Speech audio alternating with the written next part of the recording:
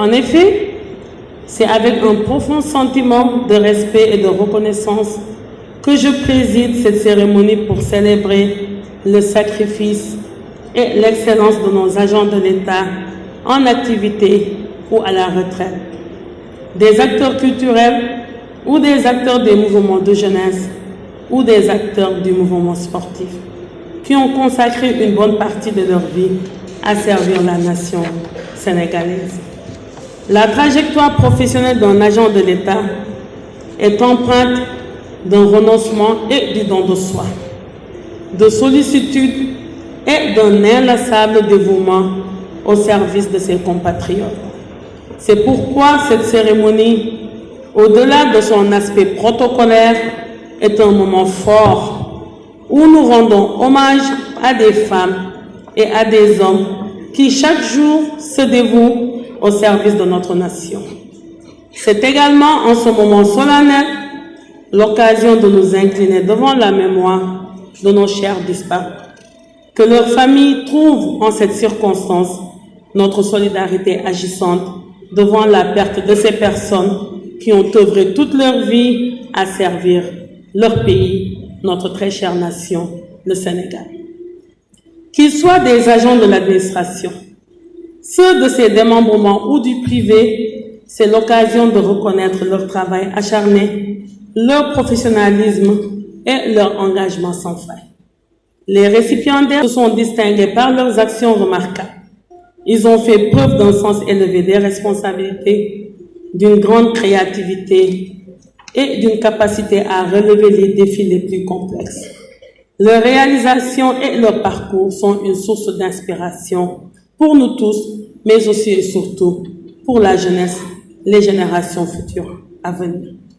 En effet, à l'heure où notre pays amorce son processus de transformation systémique adossé à la vision Sénégal 2050, le culte du travail, de la droiture, du sacrifice pour le bien commun sont autant de valeurs auxquelles le président de la République, son Excellence, M. Bassirou Diomaye Diakhar Faye, et son Premier ministre Ousmane Sonko accordent une importance capitale. Assurément, en nous invitant à une introspection collective et approfondie de nos comportements de tous les jours, au plan professionnel et social, les plus hautes autorités du pays nous donnent l'occasion de mesurer nos responsabilités individuelles dans le Sénégal souverain, juste et prospère que nous voulons bâtir pour les générations actuelles et futures. Revenons à nos chers récipiendaires. Je tiens à souligner que les succès que vous avez connus ne sont pas le fruit du travail d'une seule personne, mais le résultat d'un ensemble d'efforts, d'actions combinées à travers un travail d'équipe.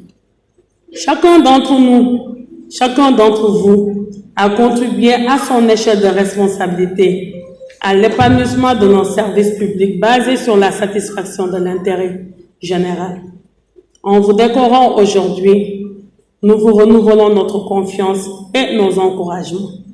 Nous comptons sur votre engagement pour relever les défis de demain et poursuivre la marche de notre chère nation à la souveraineté sous toutes ses formes. Par la même occasion, nous vous offrons un exemple aux jeunes qui viennent d'embrasser la carrière pour leur servir de modèle. Que ces derniers puissent s'inspirer de votre sacerdoce vocationnel envers le travail de votre don de soi.